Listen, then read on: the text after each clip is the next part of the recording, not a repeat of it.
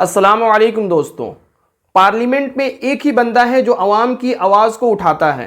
मुझे नहीं पता कि आप उससे इत्तेफाक रखते हो या ना रखते हो, लेकिन जब बात दीन की हो, जब बात कौम मिल्लत की हो, जब बात ट्रिपल तलाक की हो, जब बात इस्लाम की बका की हो, तो बंदा खुलकर ऐवान पार्लियामेंट में अपनी बात को रखता है। और ये जितनी सेकुलर पार्टियां हैं सब के सब चुप हैं जब हमारी मस्जिदों को मिस्मार किया जा रहा है, हमारे मदरसों को ढाया जा रहा है, हमारे मदरसों को शहीद किया जा रहा है। सब के सब जितनी सेकुलर पार्टियां सब की सब खामोश है। देखिए असदुद्दीन अवैसी ने पार्लियामेंट में क्या स्पीच दी है। आप हर मस्जिद को छीनना चाहते हैं। आप बताइए 17 करोड़ मुसलमानों को क्या पैगाम दे रहे हैं आप कि आप हर मस्जिद को छीन लेंगे मुझसे? फिर मेरा वजूद किस माने रखता है? 1991 के प्लेसेस ऑफ वर्शिप एक्ट पर क्यों नहीं बोलते आप लोग? नरेंद्र मोदी इस मुल्क में तारीख लिखना चाहते हैं। क्या तारीख लिखना चाहते हैं? कि मैंने इस देश को, गांधी अंबेडकर के देश को मैंने हिंदू राष्ट्र बना दिया। हम सोशल मीडिया के जरिए फॉरेन पॉलिसी चला रहे हैं। मालदीव छोटा मुल्क हमको आंख दिखा रहा है, चीन की गोद में बैठ गया। अच्छा सर, सबसे तकलीफ दे बात मेरे लिए है कि भारत ने यूनेस्को का इलेक्शन पाकिस्तान से हार गया। ये आपकी फॉरेन पॉलिसी है? क्या नरेंद्र मोदी ने पार्लियामेंट को नॉमिनेट किया या पार्लियामेंट ने नरेंद्र मोदी को प्रधानमंत्री बनाया? बताइए। मसीहाओं को जब भी आवाज दी है पलट कर आगे हर बार खातिर, वहां क्या दाद खाही क्या गवाही, वहां क्या दाद खाही क्या गवाही, जहां मुंसिफों के यार खातिर। मैं बड़ी जिम्मेदारी के साथ कह रहा हूं कि मैं अपने बचपने में जब हिस्ट्री पढ़ता था तो मैंने एक स्टैचू की फोटो देखी थी, प्रीस्ट किंग ऑफ मोहनजोदारो। ऐसा लगता है कि वैसा ही लग रहा है कि प्रधानमंत्री नहीं है बल्कि पुजारी सम्राट बन चुके हैं वो। और मैं क्यों कह रहा हूं कि हमारे सदर जमहूरिया ने कहा था कि 22 जनवरी एक तारीखी दिन है, बिल्कुल तारीखी दिन है। 22 जनवरी की बुनियाद 6 दिसंबर 92 को रखी गई। 22 जनवरी की बुनियाद 86 में ताले खोलकर रखी गई। 22 जनवरी की बुनियाद जीबी पंत ने रखी थी, इसीलिए तारीखी दिन है। और तारीखी दिन इसलिए भी है कि सर इसी ऐवान में 16 दिसंबर 1992 हमने रेजोल्यूशन पास किया था। आप बताइए कि आज इस मुल्क में चाहे कोई सेकुलर पार्टी का हो या जो भी हो, वाले सब सेकुलर है, बुरा मैं हूं, किसी में हिम्मत नहीं है कि 6 दिसंबर की बात की जाए। और वो तारीखी दिन इसलिए भी है सर, इंसाफ करने वालों में एक एनसीएलटी के चेयरमैन, एक गवर्नर और एक नामजद रुकने पार्लियामेंट बैठे हुए थे। अब आप बताइए मेरे पास बचा क्या है? बचा यह है कि आर्टिकल 32 बचा है जिसको बाबा साहब अम्बेडकर ने दिया।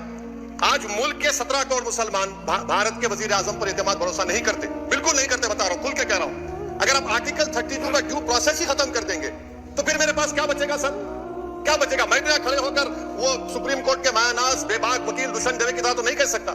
मुझे आज भी रूल ऑफ लॉ में भरोसा है, मुझे आज भी कानून पर, संविधान पर भरोसा है, मगर ड्यू प्रोसेस तो फॉलो होना चाहिए। ड्यू प्रोसेस फॉलो नहीं हो रहा। एक तारीखी दिन 22 जनवरी था, एक तारीखी दिन 31 जनवरी था।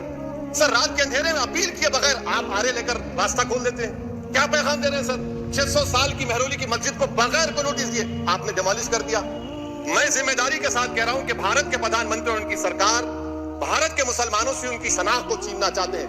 ख्वाजा अजमेरी के आस्थाने पर चादर बिछाइए, मगर आप जो चादर मुझसे छीनना चाह रहे हैं मेरी मस्जिद है। आप हर मस्जिद को छीनना चाहते हैं। आप बताइए 17 करोड़ मुसलमानों को क्या पैगाम दे रहे हैं आप कि आप हर मस्जिद को छीन लेंगे मुझसे? फिर मेरा वजूद किस माने रखता है? मेरा शनाख्त क्या माने रखता है? रूल ऑफ लॉ क्या माने? अच्छा 1991 के प्लेसेस ऑफ वर्शिप एक्ट पर क्यों नहीं बोलते आप लोग? आप उस पर कायम है नहीं है। आप 500 साल की बात करते हैं। मैं आपसे कहता हूं भाई 500 साल पे मत जाइए, बौद्ध पे जाइए, जैनिज्म पे जाइए, शैविज्म पे जाइए, कहां रुकेंगे? अरे इस देश को आजादी मिली 47 में, संविधान मिला हमको बाबा साहब अम्बेडकर का बराबरी का। उससे पहले तो राजा रजवाड़े थे, जमहूरियत नहीं थी, लोकतंत्र नहीं था, मगर आप उसको उस बारे में लेके जाओ, कह रहे 500 साल आगे क्या होगा बताइए। आप किसी एक सिविलाइजेशन, सर अंग्रेजी में किसी ने कहा था civilisation can not be rewritten by hatred, history can not be corrected by demolition. आप ये नहीं कर सकते। और मैं उम्मीद करता हूं कि जब मौर्य तारीख लिखेगा, नरेंद्र मोदी इस मुल्क में तारीख लिखना चाहते हैं। क्या तारीख लिखना चाहते हैं? कि मैंने इस देश को, गांधी अंबेडकर के देश को मैंने हिंदू राष्ट्र बना दिया। मैं उम्मीद करता हूं कि हमारे भारत के हमारे हिंदू भाई देश के प्रधानमंत्री की सोच को नाकाम करेंगे, उन पर है। अब देखते हैं क्या होता है। सर नेबरहुड फर्स्ट की पॉलिसी है। नेबरहुड फर्स्ट क्या हो रहा है सर? हम सोशल मीडिया के जरिए फॉरेन पॉलिसी चला रहे हैं। मालदीव छोटा मुल्क हमको आंख दिखा रहा है, चीन की गोद में बैठ गया। हमारे लद्दाख में हमारे जो लोग जानवर को लेकर घास चराने जाते हैं, वहां पर चीन की आर्मी आके रोक रही। बताइए बांग्लादेश चीन की गोद में बैठा हुआ है, आप गैलेंट्री अवार्ड दे रहे हैं। क्यों दे रहे हैं? कि चीन बैठा हुआ है। तो आपका बफर जोन गया कहां भाई साहब? आपका बफर जोन तो कहां गया नहीं मालूम, गायब हो गया बफर जोन। और दूसरी बात सर, आप ये भी देख लीजिए कि यहां पर मैं आपको इंपॉर्टेंट पॉइंट बताना चाह रहा हूं सर। ये हम बोलते हैं India middle east economic corridor, कितना पैसा है बताइए, वो नहीं बताया जाता। अच्छा सर, सबसे तकलीफ दे बात मेरे लिए है कि भारत ने यूनेस्को का इलेक्शन पाकिस्तान से हार गया। हम पाकिस्तान से हार गए। ये आपकी फॉरेन पॉलिसी है। यूनेस्को के इलेक्शन में पाकिस्तान से हार गए। अच्छा, मामला इजराइल का, फलस्तीन का, गाजा का आया, अक्टूबर में 10,000 लोग मर गए, हमने यूएन में सीज फायर की तायीद नहीं की। दिसंबर आया, 20,000 मर गए, हमने तायीद कर दी। क्यों तायीद की? क्योंकि ग्लोबल साउथ को हमको फॉलो करना पड़ रहा। भारत ग्लोबल साउथ को फॉलो कर रहा है, मेरे लिए तकलीफ दे बात है। ये आपकी नाकामी का बहुत बड़ा सबूत है। इसीलिए हम बता रहे हैं कि ये सरकार की बहुत से नाकामी। अलीगढ़ मुस्लिम यूनिवर्सिटी, आखिरी पॉइंट, अलीगढ़ मुस्लिम यूनिवर्सिटी, सर आप उत्तर प्रदेश से आते हैं सर, 81 में एक्ट पास हुआ, हमारा लॉ ऑफिसर कोर्ट में कहता है कि मैं पार्लियामेंट के एक्ट को नहीं मानता। कैसे नहीं मानते सर? क्या नरेंद्र मोदी ने पार्लियामेंट को नॉमिनेट किया या पार्लियामेंट ने नरेंद्र मोदी को प्रधानमंत्री बनाया? बताइए। 81 के एक्ट को नहीं मानते सर। 2 ही तो सेंट्रल यूनिवर्सिटी है मुसलमानों के, 1,80,000 आप ही के सरकार के दौर में मुसलमान हायर एजुकेशन निकल गए। आप अलीगढ़ मुस्लिम से छीनना चाह रहे हैं। Theory of separation of powers में एग्जीक्यूटिव हमको डिक्टेट करेगा। मेरी आवाज तो पार्लियामेंट है, अब मेरी आवाज के खिलाफ एग्जीक्यूटिव सुप्रीम कोर्ट में बोलता है। अलीगढ़ मुस्लिम यूनिवर्सिटी से इतनी नफरत क्यों है आपको?